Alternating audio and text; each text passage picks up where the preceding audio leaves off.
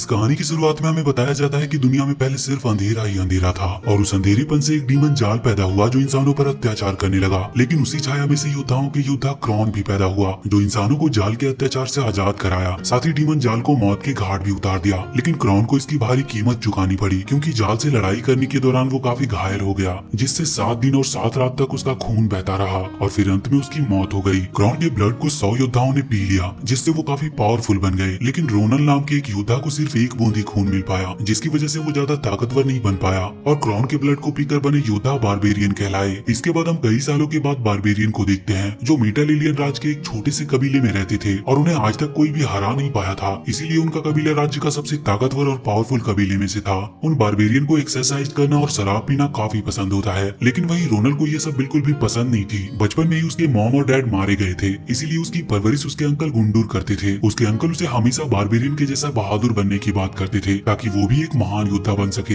अगले दिन सभी बारबेरियन अपनी जीत की खुशी में जश्न मनाते हैं और उस जश्न में से सभी लोग रोनल का काफी मजाक उड़ाते हैं, जिससे रोनल काफी दुखी होता है और अपने अंकल के पास चला जाता है जो अपने कबीले की पहरेदारी कर रहे थे। जब वो रोनल को देखते हैं तो वो अपना काम उसे समझाकर वहाँ से चले जाते हैं और वो जाते हुए कहते हैं कि यदि तुम्हें कोई भी परेशानी दिखाई दे तो तुम तुरंत यहाँ पर रखा हुआ बिगुल बजा देना, जिससे बाकी के बारबेरियन सावधान हो जाएंगे। अंकल गुंडूर के जाने के थोड़ी देर बाद ही रोनल को वोल्का जार की सीना दिखाई देती है, जिसे देखकर वो काफी डर जाता और वो उस बिगुल को बजाकर बारबेरियन योद्धा को चेतावनी देना चाहता था। लेकिन वो इतना कमजोर होता है कि उससे वो बिगुल बजती ही नहीं और तब तक इधर वोल्का जार की सेना बारबेरियन पर हमला कर देती है। उसकी सेना सभी बारबेरियन को हराकर उन्हें बंदी बना लेती है। लेकिन जब वो रोनल को पकड़ने वाले होते हैं तो अंकल गुंडूर उन्हें बुरी तरीके से मारते हैं और काफी देर लड़ने के बाद अंकल गुंडूर भी जख्मी हो जाते हैं। वोल्का जार की सेना जब सभी बारबेरियन को पकड़कर ले जा रही होती है तो उन्हें रोनल काफी कमजोर दिखाई पड़ता है, जिससे उन्हें लगता है कि ये कोई बारबेरियन योद्धा नहीं हो सकता और वो उसे मारने की कोशिश करते हैं। लेकिन किसी तरह रोनल उनसे बच जाता है। जब सभी वोल्का जार सेना वहाँ से चली जाती है तो रोनल देखता है कि उसके अंकल काफी बुरी तरह से जख्मी हैं, इसीलिए वो उनके पास जाता है, जिसे देखकर उससे अंकल अपने कबीले को बचाने का वचन लेते हैं और वो रोनल को जाकर ओरेकल से मिलने को कहते हैं। रोनल अपने अंकल के दिए वादे को निभाने के लिए वहाँ से निकल जाता है, जहाँ रास्ते में उसे एक अल्बर्ट नाम का म्यूजिशियन मिलता है जो रोनल के साथ ही ओरेकल से मिलने के लिए निकल पड़ता है। जब वो दोनों ओरेकल के पास पहुंचकर वोल्का जार के बारे में पूछते हैं तो ओरेकल उन्हें बताता है कि वोल्का जार एक बहुत ही पावरफुल प्रिंस है जिसे रोकने की शक्ति पूरे मेटोलोनिया में किसी के पास नहीं। उसका पूरा शरीर एक अभेद कवच से बना हुआ है और कोई भी हथियार उसका कुछ भी बिगाड़ नहीं सकता।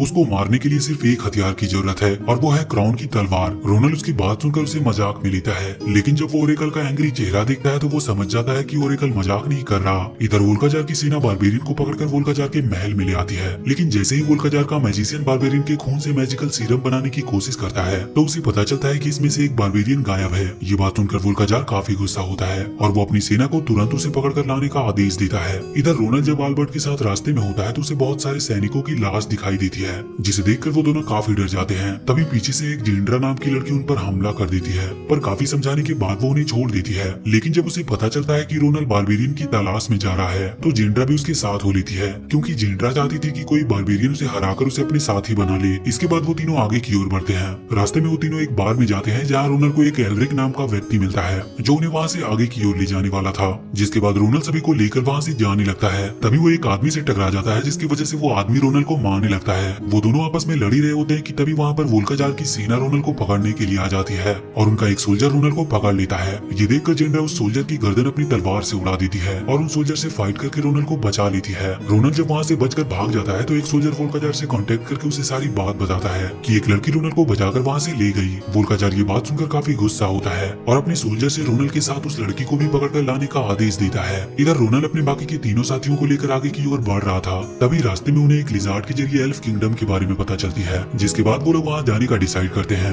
लेकिन जब वो अंदर जाते हैं तो वो वहाँ पर एक मुसीबत में फंस जाते हैं। दरअसल वो एक खतरों से भरी जगह थी, लेकिन वो लोग किसी तरह वहाँ से बचकर निकल आते हैं। बाहर आने के बाद जिंड्रा रोनल को बहुत डांटती है क्योंकि उसकी बेवकूफी से आज वो लोग मारे जाते। वो लोग जिस जगह पे रुके होते हैं वहाँ से बोनो का एक पवित्र मंदिर दिखाई देता है, जिसे देखकर एल्रिक रोनल को बताता है कि उस मंदिर में एक पवित्र किताब है जिसमें सभी चीजों के बारे में बताया गया है और वहाँ से उसे क्रोन के स्वॉर्ड के बारे में भी पता चल सकती है। ये सुनकर रोनल वहाँ जाने के लिए रेडी हो जाता है, लेकिन वहाँ की सिक्योरिटी काफी एक्टिव थी, इसीलिए जिंड्रा रोनल को अकेले जाने से मना करती है। लेकिन रोनल अपने पास रखे इनविजिबल होने वाली दवा से अपने आप को अदृश्य कर लेता है और अकेले ही वहाँ चला जाता है। उस किताब से वो क्रोन की तलवार से संबंधित पेज को अपने साथ ले लेता है और वो किसी तरह वहाँ के सारे सिक्योरिटी गार्ड से बचता हुआ बाहर भाग आता है। जिंड्रा उसकी इस बहादुरी भरी काम को देखकर काफी इम्प्रेस होती है और वहीं वो उसे बताती है कि उसके कबीले में एक परंपरा थी जिसमें वो उसे हराने वाले योद्धा से ही शादी कर सकती थी। लेकिन किसी ने उसे आज तक हरा नहीं पाया। इसीलिए वो बारबेरियन योद्धा की तलाश में जारी थी, क्योंकि उसे अब लगता है कि सिर्फ बारबेरियन योद्धा ही उसे हरा सकते हैं। वो दोनों आपस में बात कर ही रहे होते हैं कि तभी उन्हें एक अजीब सी आवाज सुनाई देती है, जिसके बाद वहाँ एक उड़ता हुआ ड्रैगन आता है जो एल्ड्रिक को उड़ाकर अपने साथ ले जाता है। इसके बाद एक और ड्रैगन उड़ता हुआ आता है जो रोनल को पकड़ने की कोशिश करता है, लेकिन जिंड्रा रोनल को बचा लेती है और खुद उस ड्रैगन के पंजे में चली जाती है। अब एल्बर्ट और रोनल जंगल में जाकर ड्रैगन के हमले से बच जाते हैं, लेकिन वो लोग जिंड्रा को पकड़कर अपने साथ ले गए थे। इधर एल्बर्ट और रोनल जिंड्रा को बचाने के लिए जैसे ही जंगल में आगे की ओर बढ़ते हैं, वो एक अमेजन ट्राइब में फंस जाते हैं, जहाँ पे सिर्फ और सिर्फ लड़कियां होती है। वो लड़कियां रोनल और एल्बर्ट को पकड़कर अपने क्वीन के पास ले जाती है।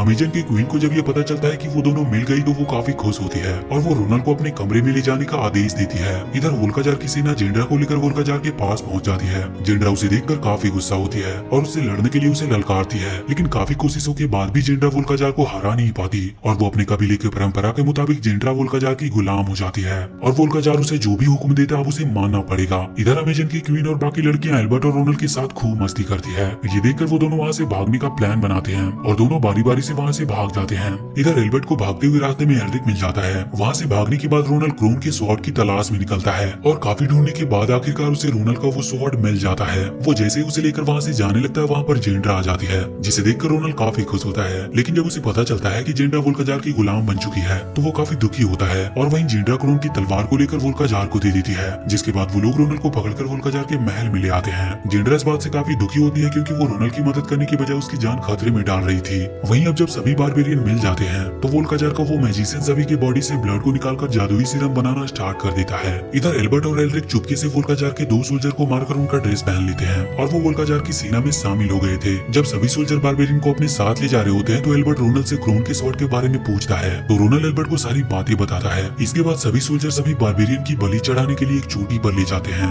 जहाँ वोल्काजार जिंड्रा को अपनी रानी बनने को कहता है। तो ये सुनकर रोनल काफी दुखी होता है क्योंकि रोनल भी अब जिंड्रा को पसंद करने लगा था। इधर एल्बर्ट क्रोन की तलवार को ढूंढकर जैसे उसे लेने वाला होता है, वहाँ पर कुछ सोल्जर आ जाते हैं। तो एल्बर्ट उन्हें अपना सॉन्ग सुनाकर उन्हें डिस्ट्रैक्ट करने की कोशिश करता है और मौका मिलते ही वो स्वॉर्ड लेकर वहाँ से भाग जाता है। उधर वोल्काजार का वो मैजिशियन बारबेरियन के ब्लड से जादुई सीरम बनाकर तैयार कर चुका था और वो उसे पीने के लिए वोल्काजार को देता है। इधर एल्बर्ट स्वॉर्ड को लेकर भागता हुआ रोनल के पास जाता है और उसे आजाद कराने की कोशिश करता है, लेकिन तब तक एक सोल्जर को इसके बारे में पता चल जाती है। पर अब तक रोनल आजाद हो चुका था और वो क्रोन की तलवार लेकर उस सोल्जर पर हमला कर देता है, जिससे वो सोल्जर तो बच जाता है, लेकिन रोनल जिस खंबे से बंधा होता है वो खंबा कट जाता है, जिसकी वजह से सभी खंबे गिरने लगते हैं और सभी बारबेरियन आजाद हो जाते हैं। आजाद होते ही सभी बारबेरियन वोल्काजार की सेना पर हमला कर देते हैं। वहीं वोल्काजार जब जिंड्रा को लड़ते हुए नहीं देखता तो वो उसे बारबेरियन पर हमला करने का आदेश देता है, जिससे जिंड्रा ना चाहते हुए भी उन पर हमला करने के लिए जाती है और जैसे ही वो एक बारबेरियन को मारने वाली होती है, रोनल उसे रोक लेता है। वो उसे काफी समझाता है कि उसे वोल्काजार की बातें मानने की जरूरत नहीं है। उसके काफी समझाने के बाद जिंड्रा समझ जाती है और उन पर हमला नहीं करती, लेकिन तभी पास की चट्टान गिरती है जिससे जिंड्रा अंदर दब जाती है। इधर वोल्काजार का मैजिशियन वोल्काजार को जादुई सीरम बनाकर दे देता है। ये देखकर रोनल उसे वो सीरम पीने से रोकने की कोशिश करता है, लेकिन उसका मैजिशियन उसे ऐसा करने से रोक देता है और वो जादुई सीरम पीते ही वोल्काजार एक मॉन्स्टर डीमन में बदल गया था,